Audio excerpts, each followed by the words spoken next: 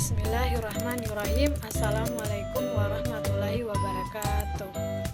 Pertama-tama marilah kita panjatkan puji serta syukur kehadirat Allah Subhanahu wa taala atas limpahan rahmat dan karunia-Nya sehingga kita masih diberikan kesehatan hingga saat ini. Salawat serta salam kita curahkan kepada Nabi besar Nabi Muhammad SAW yang telah membawa kita dari zaman jahiliyah hingga zaman terang benderang saat ini.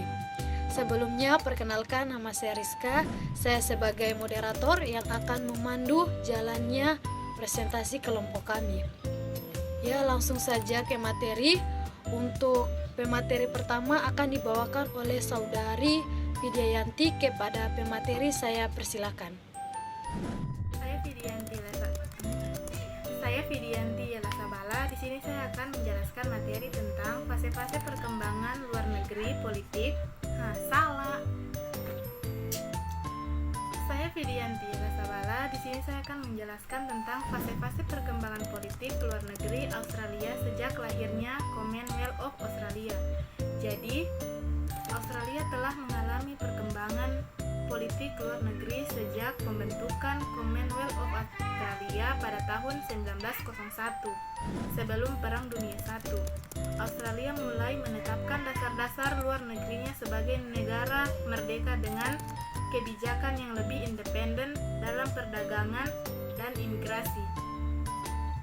Selama periode Perang Dunia I dan Perang Dunia II, Australia mengalami peningkatan identitas nasional dan independensi politik, serta memperkuat hubungan dengan negara-negara di Asia Pasifik. Selama Perang Dunia II, Australia menjadi penting bagi kekuatan sekutu dan aktif dalam perang di Pasifik dengan hubungan yang semakin penting dengan Amerika Serikat dan tetap kuat dengan Britania Raya, serta memperkuat dengan negara-negara di kawasan Asia Pasifik seperti Indonesia dan Jepang.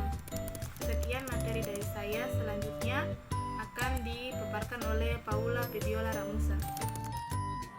Perkenalkan, nama saya Paula Febiola Ramusa. Di sini saya akan menjelaskan materi dampak Australia pada masa Perang Dunia I dan II, mencakup beberapa aspek Perang Dunia I, yaitu peningkatan identitas nasional. Keterlibatan Australia dalam perang memperkuat citra negara sebagai pemain global yang signifikan. Peningkatan rasa identitas nasional di antara warganya. 2. Perubahan dalam hubungan luar negeri.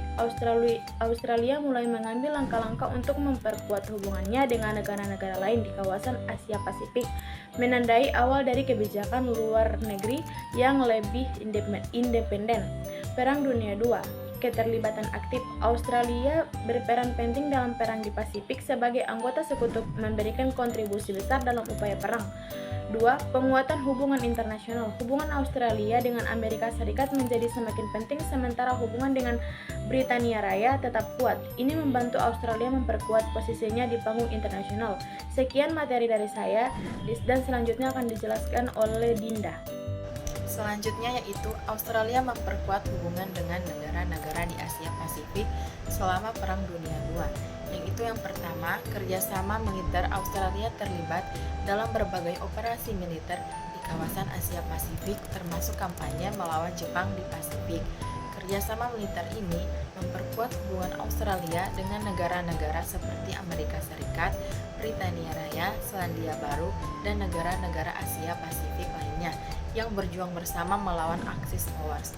Yang kedua, diplomasi. Australia aktif dalam diplomasi regional untuk memperkuat solidaritas antara negara-negara Asia Pasifik. Hal ini dilakukan melalui partisipasi dalam pertemuan dan konferensi internasional, serta mendukung pembentukan organisasi regional untuk Perserikatan Bangsa-Bangsa PBB. Selanjutnya, materi akan dilanjutkan oleh rekan saya yaitu Andi. Baik, saya Andrian Hasan akan melanjutkan materi selanjutnya. Yang ketiga,